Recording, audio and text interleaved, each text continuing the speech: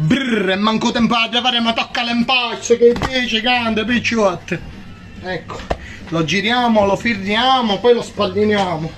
Vedete ragazzi, lo sapete perché questo impasto ha queste palline così? Guardate, vediamo, c'è la luce un pochino così. Vedete? Sapete perché?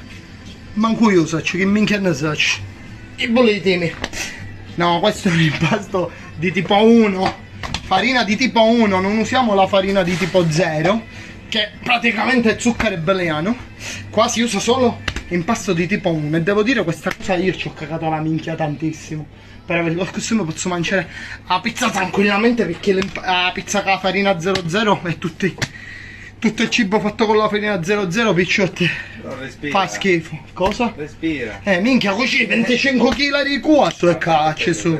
Quindi va.